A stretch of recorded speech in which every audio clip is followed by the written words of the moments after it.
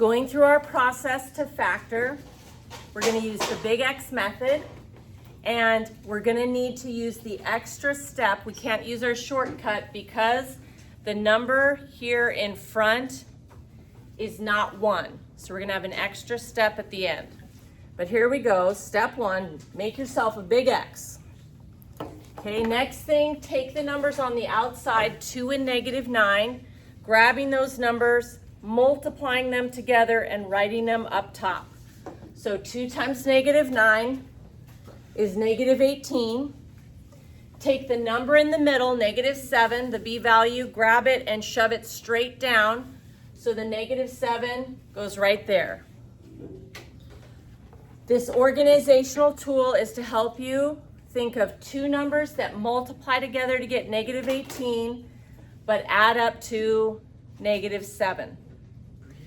If you can't think of the pair of numbers that multiply to get -18 and add to -7, you might want to come off to the side and do a little bit of brainstorming.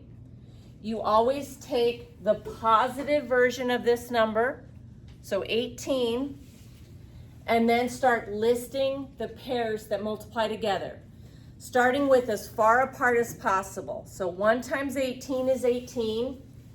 Then 18 divided by 2 is 9. 18 divided by 3 is 6. 18 divided by 4 is a decimal. 18 divided by 5 is a decimal. And so those don't fit. And we have found them all because we met in the middle. Now, using this brief list, let's use that to help us think of 2 numbers that multiply together to get -18. And the only way that happens is if one number is positive and the other one's negative. Now they're going to have to add up to -7. So if you have a positive and a negative number, you need more negatives than positives so that when you add them together, you get a negative answer. So 2 of these numbers, one of them's negative and the bigger one is negative. So which pair is going to get me to 7? Yeah, 2 and 9, good job. So 2 and 9. So 2 and 9 is correct.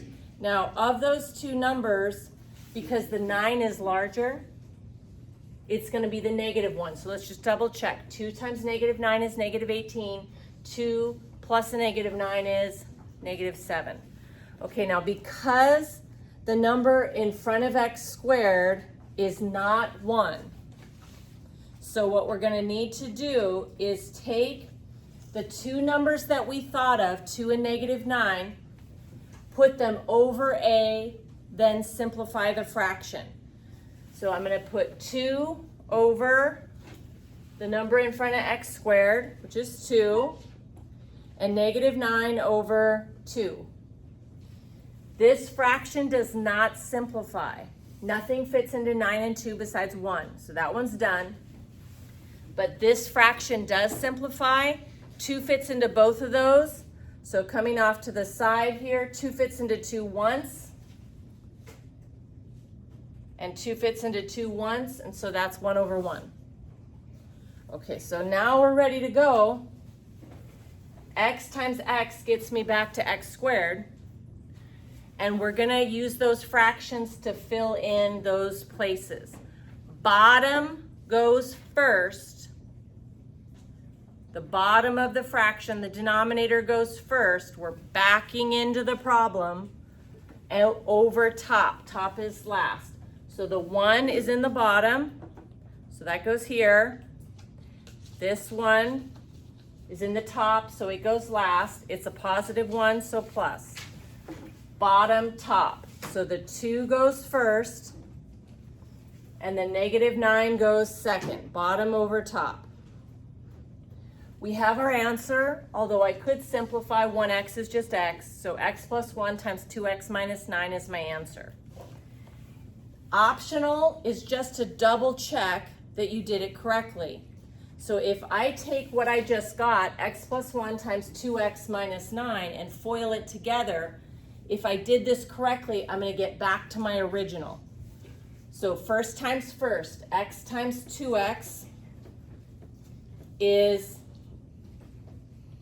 2x squared, x times negative 9, negative 9x, inside 1 times 2x, 2x, and last times last, 1 times negative 9, negative 9, and negative 9x's and 2x's make negative 7x, and we are right back to the original.